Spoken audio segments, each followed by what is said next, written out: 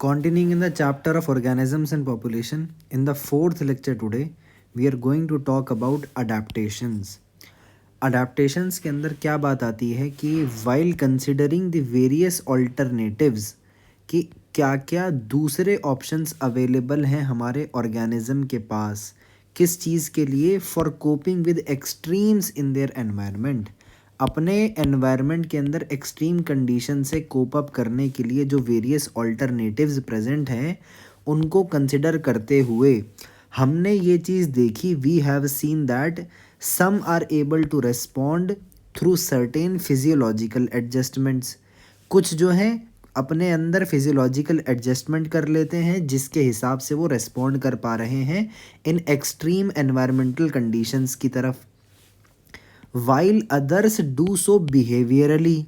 बाकी के जो कुछ हैं वो कुछ जो है हमारा बिहेवियरल पैटर्न्स चेंज करके दिखा रहे हैं, जैसे माइग्रेट कर जाना कहीं से एक लेस स्ट्रेसफुल हैबिटेट की तरफ, ये एक बिहेवियरल पैटर्न हुआ।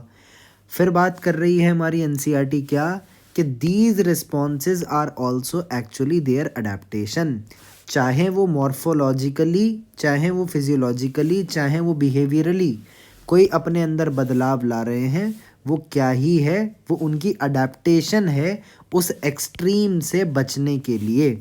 तो हमें क्या समझ में आया कि अडेप्टेशन क्या हो सकती है कि अडेप्टेशन एनी एट्रीब्यूट है, एट्रीब्यूट मतलब खासियत है, औसाफ उर्दू में कहें तो एट्रीब्यूट है हमारे ऑर्गेनिज्म का, चाहे वो मॉर्फोलॉजिकल हो, चाहे वो फिजियोलॉजिकल हो और चाहे कि वो बिहेवियरल हो सकता है।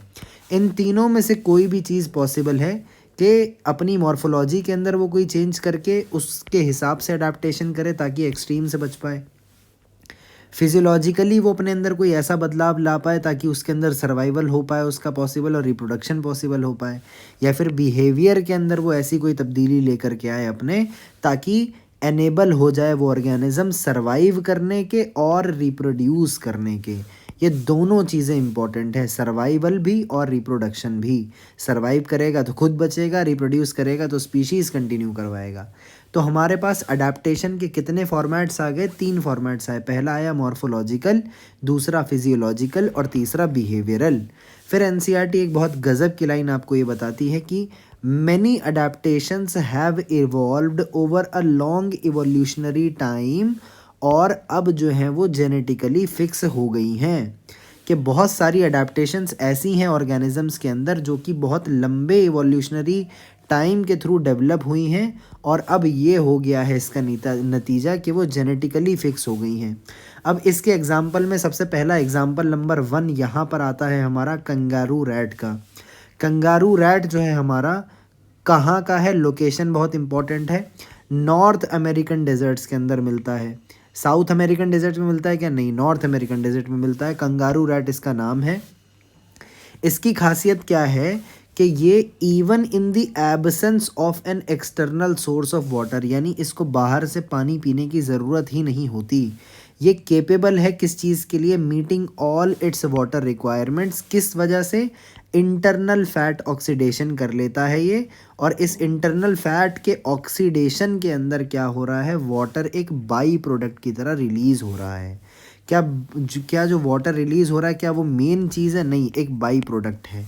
इंटरनल फैट ऑक्सीडेशन के अंदर क्या बन रहा है? वाटर बन रहा है एज अ बाई प्रोडक्ट, और उसी वाटर को ये यूज़ कर ले रहा है अपनी बॉडी की डिमांड्स को कंप्लीट करने के लिए। दूसरी एबिलिटी इसके पास क्या है? It also has the ability to concentrate its urine, यानी अपना जो यूरिन एक्सक्रीट करता है ये वो बहुत कॉन्सेंट्रेटेड रहेगा, जिससे क्या हो पाए? मिनिमल वॉल्यूम ऑफ वाटर जो हो वो यूज़ की जाए जिससे हम लोग एक्सक्रीशन कर रहे हैं। तो एक तरीके से इसने क्या किया, यहाँ से ये जो ability to concentrate the urine था कंगारू रैट का, इससे इसने क्या फ़ायदा उठाया कि मिनिमल वॉल्यूम ऑफ वाटर को इसने अपनी बॉडी से बाहर फेंका, और पानी का सोर्स इसके लिए कोई एक्सटर्नल नहीं था, तो इसने इंटरनल फैट ऑक्सीडेशन की ही मदद से क्या कर लिया? वाटर की रिक्वायरमेंट को कंप्लीट कर लिया। कंगारू रैट इसका नाम है, रहने वाला है नॉर्थ अमेरिका के डेजर्ट का। ये पहला एग्जाम्पल है किस चीज़ का कि जिसके अंदर हमने देखा मैनी अडेप्टेशंस ऐसी हैं जो जेनेटिकली फिक्स हो गई हैं। तो ये पहला एग्जाम्पल है इस कैटेगरी के अंदर। अब इस लाइन के लिए दूसरा एग्जाम्पल एनसीईआरटी हमें क्या देती है, हमें देती है डेजर्ट प्लांट्स का।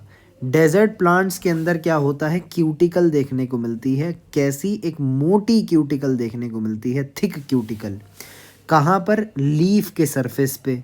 और इनके जो स्टोमेटा होते हैं वो कैसे होते हैं, संकन स्टोमेटा होते हैं। संकन स्टोमेटा का क्या मतलब, डीप पिट्स के अंदर प्रेजेंट होते हैं। इसका फंक्शन क्या है संकन स्टोमेटा का, मिनिमाइज करना वाटर लॉस को थ्रू ट्रांसपीरेशन। फिर बात आई क्या कि डेजर्ट प्लांट्स के अंदर और हमें क्या देखने को मिलता है, स्पेशल फोटोसिंथेटिक पाथवेज देखने को मिलते हैं जिसको आप कैम बोलते हो।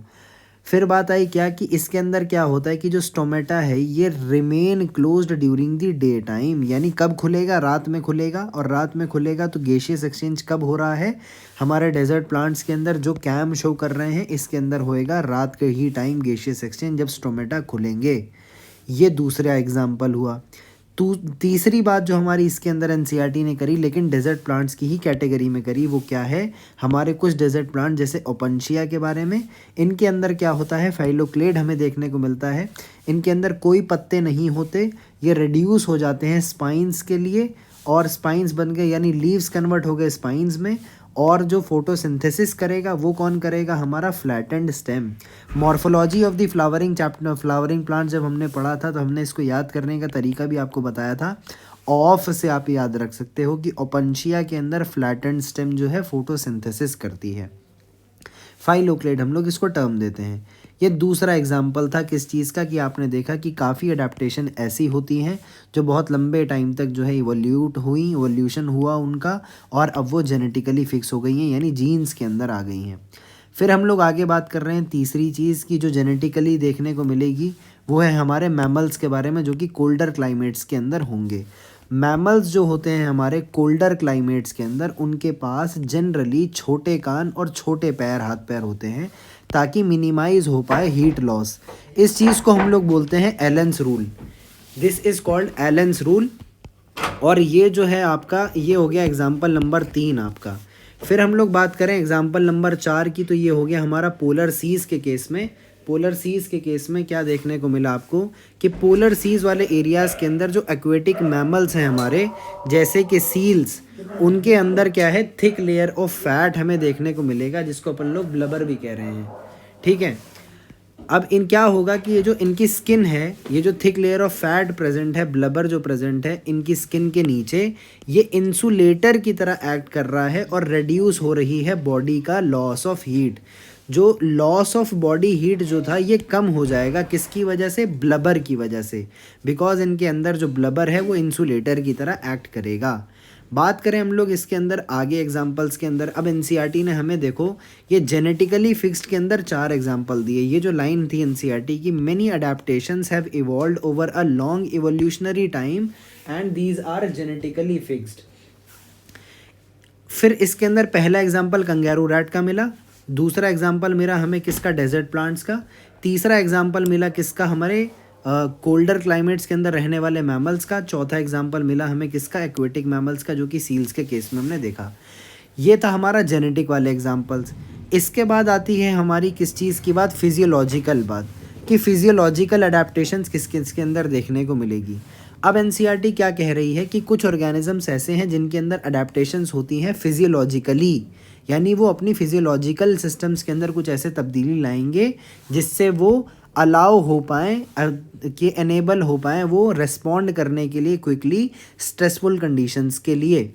अब एनसीईआरटी कह रही है कि अगर आप कभी जो है हाई एल्टीट्यूड पे गए हो, जैसे रोहतांग पास हो गया, मनाली के पास जो होता है, अब वहाँ पे क्या है, आपको देखा होगा कि एल्टीट्यूड सिकनेस होने लगती है। एल्टीट्यूड सिकनेस का मतलब ऊपर जाके सांस वास नहीं आती और नौजिया होने लगता है, फटीग होने लगता है, हार्ट पैल्पिटेशंस वगैरह होने लगता है।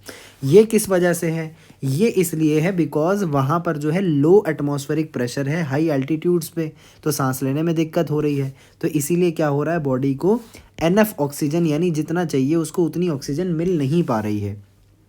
फिर बात आई क्या कि भाई आप जो है धीरे धीरे एक्लेमेटाइज हो जाते हो वहाँ पर, कुछ दिनों के बाद आपको वहाँ कोई दिक्कत नहीं होती। और इस तरीके के जो एक्सपीरियंस हैं, यानी नौजिया के, फटीग के, हार्ट पैल्पिटेशंस के, यानी ऑल टुगेदर बोलें एल्टीट्यूड सिकनेस वाला जो आपको एक्सपीरियंस है वो होना बंद हो जाता है। You stop experiencing altitude sickness. अब बात आई आपकी बॉडी ने इसको सॉल्व कैसे किया। तो आपकी बॉडी ने इसको सॉल्व किया तीन चीज़ों के थ्रू किया। इसके अंदर दो काम करे, इंक्रीज़ के थ्रू। इंक्रीज़ किया इसने अपना आरबीसी काउंट और इंक्रीज़ किया ब्रीदिंग रेट। लेकिन डिक्रीज़ क्या किया, डिक्रीज़ करी बाइंडिंग एफिनिटी ऑफ हीमोग्लोबिन। ये चीज़ भूलनी नहीं है। आरबीसी का काउंट बढ़ाओगे, ब्रीदिंग रेट बढ़ाओगे, लेकिन जो बाइंडिंग एफिनिटी है हीमोग्लोबिन की, इसको आपको डिक्रीज़ करना पड़ेगा। और ये तरीका है जिसके अंदर आपने फिजियोलॉजिकली अपनी एक कंडीशन देखी, जिसके अंदर आपने मैनेजमेंट करी स्ट्रेसफुल हैबिटेट की। फिर बात आई क्या कि कुछ ट्राइब्स जो हैं हमारी वो हाई एल्टीट्यूड्स में ही रहती हैं हिमालय के अंदर। पता करो कि भाई क्या उनका आरबीसी काउंट ज़्यादा होगा। ऑब्वियसली इनका ज़्यादा आरबीसी होता है, ज़्यादा हीमोग्लोबिन कंटेंट हमें देखने को मिलता है। फिर बात आई क्या कि मोस्ट एनिमल्स के केस में जो मेटाबॉलिक रिएक्शंस होती हैं और सारे के सारे जो फिजियोलॉजिकल फंक्शंस होते हैं, ये ऑप्टिमली प्रोसीड हो पाते हैं एक नैरो टेम्परेचर रेंज में। यानी एंजाइम काइनेटिक्स हमें पता है भाई टेम्परेचर से अफेक्ट होएगी। बहुत ज़्यादा टेम्परेचर अगर हम लोग एंजाइम के ऊपर लगा देंगे तो एंजाइम डीनेचर हो जाएगा, और अगर बहुत कम टेम्परेचर रहेगा तो वो हमारा इनएक्टिव हो जाएगा। तो ये नैरो रेंज ऑफ टेम्परेचर है जिसके अंदर हमारा एंजाइम जो है ऑप्टिमली एक्टिव होता है। ह्यूमंस के अंदर ये 37 डिग्री सेल्सियस का टेम्परेचर है। अब बात आई क्या कि कुछ माइक्रोब्स ऐसे भी होते हैं, जैसे आर्के बैक्टीरिया के बारे में आपने पढ़ा है अपने बायोलॉजिकल क्लासिफिकेशन के अंदर, कि भाई ये जो है फ्लरिश कर पाते हैं हॉट स्प्रिंग्स के अंदर और डीप सी हाइड्रोथर्मल वेंट्स के अंदर, जहाँ पर टेम्परेचर जो है 100 से भी बहुत ज़्यादा ऊपर चला जाता है। तो ये किस तरीके से पॉसिबल हो रहा है, तो ये दूसरा एग्जाम्पल दिया आपको एनसीईआरटी ने कि ये किस तरीके से पॉसिबल हो रहा है कि भाई इनके अंदर फिजियोलॉजिकली कुछ ऐसी अडेप्टेशंस हैं जो इनको एनेबल कर रही हैं कि वो ऐसी एक्सट्रीम कंडीशंस के अंदर ज़िंदा रह पाएँ। यानी इनके अंदर ऐसे एंजाइम्स प्रेजेंट हैं जो 100 डिग्री से भी ऊपर काम करते हैं। अब इसको याद करने के लिए एक और एग्जांपल आपको एनसीईआरटी ने कब पढ़ाया था, बायोटेक्नोलॉजी के अंदर पढ़ाया था, कि पीसीआर के अंदर आप जो डीएनए पॉलीमरेज यूज़ करते हो वो टाक पॉलीमरेज यूज़ करते हो। और ये क्यों करते हो, थर्मस एक्वेटिकस बैक्टीरिया से यूज़ करते हो, जो कि आपको हॉट स्प्रिंग्स के अंदर मिलता है, क्योंकि इसका जो डीएनए पॉलीमरेज होगा, वरना नॉर्मल डीएनए पॉलीमरेज ह्यूमंस का high enzyme high temperature induced denaturation जो होती है हमारी, पीसीआर के 3 स्टेप्स DAE दई करके याद किया था, डीनेचरेशन, अनीलिंग और एक्सटेंशन। अभी जो डीनेचरेशन होती है ये हाई टेम्परेचर इंड्यूस्ड होती है, यानी जो डीएनए के 2 स्ट्रैंड्स हैं वो दूर दूर हो जाते हैं और फिर इसके अंदर हम लोग अनीलिंग और एक्सटेंशन करते हैं।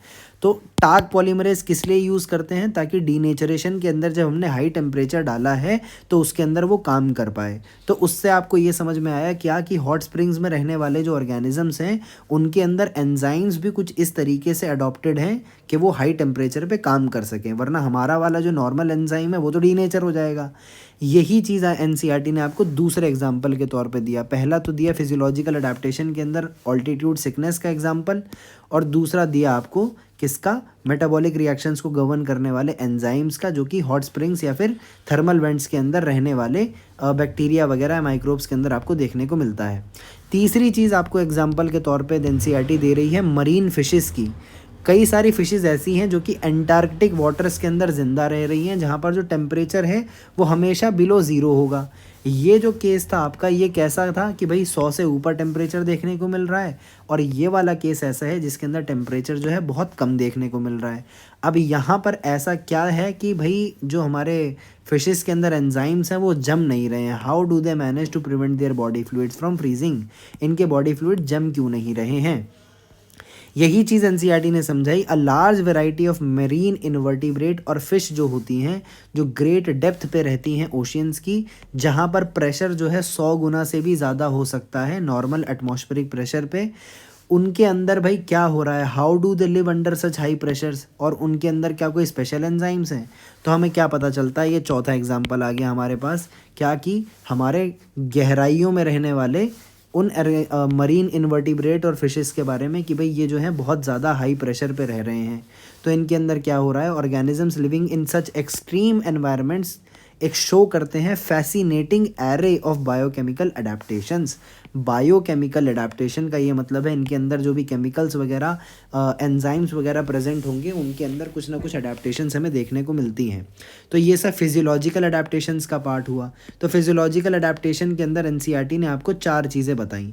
पहली बात करी आपसे ऑल्टीट्यूड सिकनेस के बारे में, दूसरी बात करी आपसे किसके बारे में, उन माइक्रोब्स के बारे में जो हैं बहुत ज़्यादा टेम्परेचर पे रहते हैं, तीसरी बात करी उनके बारे में जो बहुत कम टेम्परेचर पे रहते हैं, चौथी बात करी उन ऑर्गेनिजम्स के बारे में जो बहुत हाई प्रेशर के अंदर रहते हैं। ये थी हमारी फिजियोलॉजिकल अडेप्टेशंस। लास्ट में हमारी बात आती है बिहेवियरल अडेप्टेशन की। बिहेवियरल रिस्पॉन्सेस के अंदर एक क्लासिकल एग्जांपल आता है हमारे पास डेजर्ट लिजर्ड का। डेजर्ट लिजर्ड क्या है कि डेजर्ट में मिलने वाली छिपकली। अब इसके पास क्या है कि फिजियोलॉजिकल एबिलिटी जो है वो लैक करती है, यानी फिजियोलॉजिकल एबिलिटी इसके पास नहीं होती जो कि मैमल्स के पास होती है। मैमल्स के पास क्या एबिलिटी है कि मैमल जो है डील कर सकते हैं हाई टेम्परेचर के साथ अपनी हैबिटेट के अंदर, और हम लोग क्या कर सकते हैं अपनी बॉडी के टेम्परेचर को, हम लोगों ने पढ़ा था कि किस तरीके से अगर टेम्परेचर बाहर ज़्यादा है तो हम लोग प्रोफ्यूजली स्वेट करेंगे, और अगर हम लोग बहुत ठंडी एनवायरनमेंट के अंदर प्रेजेंट है तो हम लोग जो है शिवरिंग शुरू कर देंगे। लेकिन डेजर्ट की जो लिजर्ड है इसके पास ये फिजियोलॉजिकल एबिलिटी प्रेजेंट नहीं है। तो ये क्या करती है, ये मैनेज कर तो लेती है लेकिन कैसे, अपने बॉडी के टेम्परेचर को फेयरली कांस्टेंट, लेकिन माने कि लगभग कांस्टेंट ये रख पाती है, लेकिन किसके थ्रू, बिहेवियरल मीन्स के थ्रू। वो कैसे कि भाई अगर तो भाई ठंडी है तो बास्क कर लो सन के अंदर और एब्जॉर्ब कर लो हीट, लेकिन अगर टेम्परेचर जो है भैया गिर जा रहा है तो भैया छाँव में आ जाओ। ये 2 काम करती है कौन, हमारी डेजर्ट लिजर्ड। ये आपको याद रखना है। They bask in the sun and absorb heat when their body temperature जो है ड्रॉप कर जाता है कंफर्ट जोन के नीचे। तो जब भैया ठंड लग रही है तो आप जा कर के धूप सेक लो, और जब जो है आपको गर्मी लगने लगी है तो आप छाँव में आ जाओ। But move into shade when the ambient temperature starts increasing. जब आसपास का तापमान बढ़ने लगेगा तो भैया छाँव में आकर के रेस्ट कर लो। लास्ट में कि ये स्टेटमेंट एनसीईआरटी बहुत इंपॉर्टेंट यूज़ करती है और इससे बहुत सावधान रहना कि some species are capable of burrowing into the soil to hide and escape from the above ground heat. कि कुछ स्पीशीज़ ऐसी हैं जो केपेबल हैं बर्रो करने के लिए सॉइल में, यानी मिट्टी के अंदर ये घुस जाएंगी और छुप जाएंगी और एस्केप कर लेंगी जो ग्राउंड के ऊपर हीट प्रेजेंट है उससे। अब ये कुछ स्पीशीज़ में देखने को मिलता है। हो सकता है स्टेटमेंट बेस्ड क्वेश्चन में ऑल करके यहाँ पर पूछ ले, तो ये सम स्पीशीज़ वाला सही होगा, ऑल के अंदर ये गलत माना जाएगा। तो सम स्पीशीज़ के पास कैपेबिलिटी है, सिर्फ सम स्पीशीज़ के पास कैपेबिलिटी है कि ये बरो डाउन करके सॉइल के अंदर घुस जाएंगे और जो ग्राउंड के ऊपर हीट प्रेजेंट है उससे एस्केप कर जाएंगे। ये 3 तरीके की अडेप्टेशंस एनसीईआरटी ने आपसे डील करी। पहला आया आपका ये हमारा जेनेटिकली फिक्स हो जाना, जिसके अंदर पहले आपने कंगारू रैट जो कि नॉर्थ अमेरिकन डेजर्ट में मिला था उसका केस पढ़ा, फिर दूसरा आपने डेजर्ट प्लांट्स का केस पढ़ा, तीसरा केस के अंदर आपने मैमल्स के बारे में बात करी, चौथे में आपने एक्वेटिक मैमल्स के बारे में बात करी। फिजियोलॉजिकल जो हमें अडेप्टेशंस देखने को मिली इसके अंदर भी हमने 4 केसेस पढ़े। पहला केस था हमारा किस चीज़ का, पहला केस हमारा ऑल्टीट्यूड सिकनेस का था, दूसरा केस हमारा उन ऑर्गेनिजम्स का था जो हॉट स्प्रिंग्स में रह रहे हैं, तीसरा हमारा एंटार्क्टिक वाटर्स यानी बहुत कोल्ड एनवायरनमेंट में रहने वाले, और चौथा हमारा बहुत हाई प्रेशर में रहने वालों का। बिहेवियरल रिस्पॉन्सेस के अंदर हमने सिर्फ एक ऑर्गेनिज्म की बात करी है, डेजर्ट लिजर्ड की। इसके अंदर इन जनरल बात यह है कि भैया ठंड लगेगी तो धूप आकर के सेक लेगी और गर्मी लगने लगेगी तो ये छाँव में चली जाएगी। लेकिन सम स्पीशीज़ के अंदर स्पेशल बात करी डेजर्ट लिजर्ड की, कुछ स्पीशीज़ ऐसी हैं जो कि ज़मीन के अंदर छुप जाती हैं और ग्राउंड के ऊपर मौजूद हीट से अपने आप को बचा लेती हैं। This was all about the adaptations.